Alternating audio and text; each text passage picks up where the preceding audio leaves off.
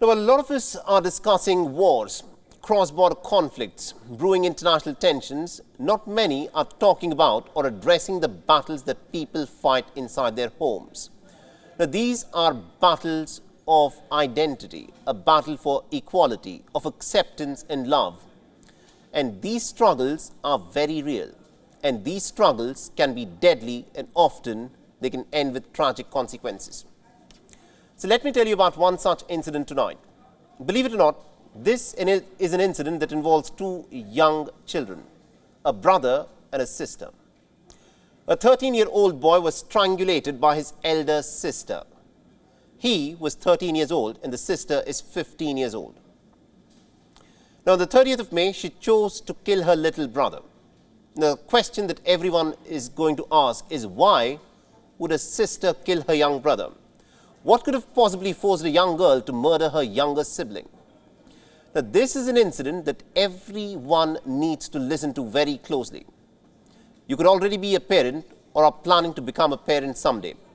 And even if you don't plan to have your own kids, then this incident will help you be more aware or conduct yourself better around young children.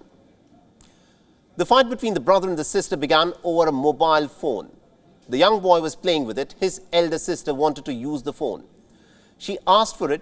He refused and continued to play games on the phone. So his elder sister used her dupatta to strangulate him. Can you imagine what this must have played out like? Do you think this act of the sister was normal? Now, I'm sure a lot of you would have had your siblings and you must have gotten into fights with your siblings in your childhood.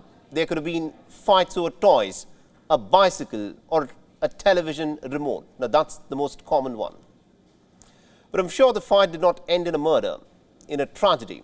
There could have been few slaps or a few punches that may have been exchanged. But what the 15-year-old girl in Faridabad did was extreme. So why did she react in the manner that she did? Now, this was because of pent-up anger. The girl told the police that her parents were partial, that they would always favor their son, her younger brother, over her. The girl also went on to state that her mom and dad loved her brother way more than they loved her. Now, you're thinking as to how did she possibly know this? Now, guess what? Children know, they understand, and they're very keen observers of what happens around them. The 15-year-old girl must have been neglected as she grew up. She must have seen her brother be pampered more. Maybe he received more gifts than she did, had more clothes than she got, or generally had more leeway than she ever had with her parents. Maybe his birthday was celebrated in a much more grander manner than hers, or maybe it was none of the above, but something as seemingly small as being regularly given a better and a bigger serving of food than her. Now, all of this may sound bitter when we say this, but the truth is, even today, a lot of Indian families function in this manner. A lot of parents function in just this manner. Why blame just the parents? It is commonplace for relatives in India to come bearing gifts for young boys and walk in empty-handed or with just a chocolate bar for young girls. Or when you visit your relatives, they cook your brother's favorite dish and not yours. Why? Because in the Indian society, the sons are preferred and loved more. The data from India's National Family Health Survey shows that nearly about 80% of those who survived said that they wanted at least one son. And why do you think that is? Because in India, it is believed that it is a son who carries forward the family name. And it is only a son who can look after the elderly parents. But how do you tell this to a society where the neglect of daughters has been cemented over generations and over centuries, and it has been normalized in more ways than one?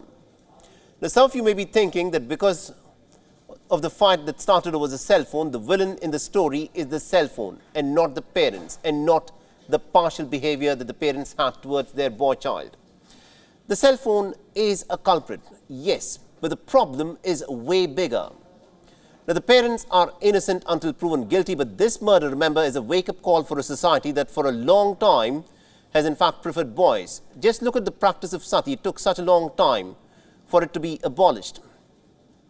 Now, we're still fighting hard to do away with the problem of child marriages and female infanticide. But it is still far from an ideal place for daughters in India.